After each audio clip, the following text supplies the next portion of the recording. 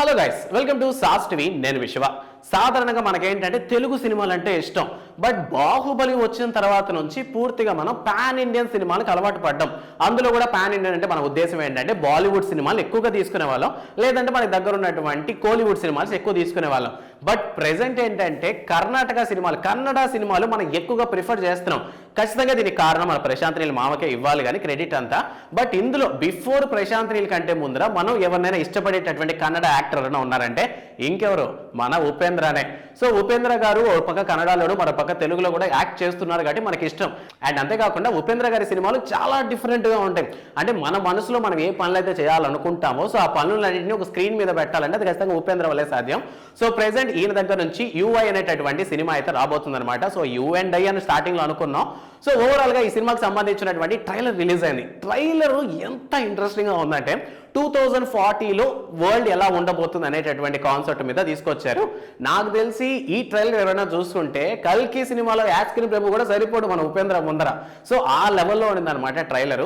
So trailer పరంగా చూసుకున్నట్లయితే ఉపేంద్ర అయితే మనకి చాలా రాయల్టీ కనిపిస్తారు. 2040లో వరల్డ్ అనేది ఇంత దారుణంగా తయారైపోతుంది, మొత్తం చెత్త చెదారమే ఉంటుంది అనమాట.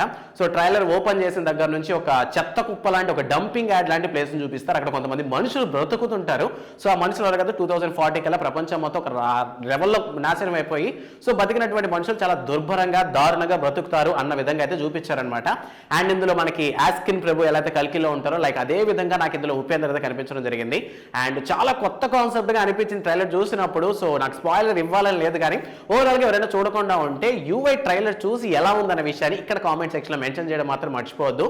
సో నాకైతే వేరే లెవెల్లో నచ్చింది. సో ఈ సినిమా కూడా అజనీష్ లోక్నాథ్ మ్యూజిక్ డైరెక్షన్ అయితే చేస్తున్నారు. ఇక డైరెక్టర్ కథ రాసింది మొత్తం మన ఉపేంద్ర సారే. సో ఓవరాల్ గా కన్నడ స్టార్ హీరో అయినటువంటి ఉపేంద్ర నుంచి మనం ఎంతో కాలంగా వెయిట్ చేస్తున్నటువంటి యుఐ సినిమా యొక్క ట్రైలర్ అయితే వచ్చింది. సో డిసెంబర్లో సినిమాస్ ఏం పెద్దగా లేవే అనుకునేటటువంటి వాళ్ళకైతే ఈ సినిమా ఖచ్చితంగా మంచి ఒక ఎంటర్టైనర్ గా మారేటటువంటి అవకాశం ఉంది కాబట్టి సో ఈ యుఐ ట్రైలర్ చూసిన వాళ్ళు మీకు ఎలా అనిపించింది అన్న విషయాన్ని కామెంట్ సెక్షన్ లో మెన్షన్ చేయండి. అండ్ మీకు బాగా నచ్చినటువంటి కన్నడ యాక్టర్ ఎవరు? సో నాట్ యష్ అంటే నచ్చిన వాళ్ళు ప్రెసెంట్ ఎవరు లేరు కాబట్టి సో యష్ కాకుండా ఇంకా ఉన్నటువంటి స్టార్ హీరోస్ లో మీకు నచ్చినటువంటి యాక్టర్ అన్న విషయాన్ని కామెంట్ సెక్షన్ లో మాతో పంచుకోండి. అండ్ ఇలాంటి మరిన్ని వీడియోస్ కోసం సాస్ టీవీని సబ్స్క్రైబ్ చేసుకోండి. Thanks for watching.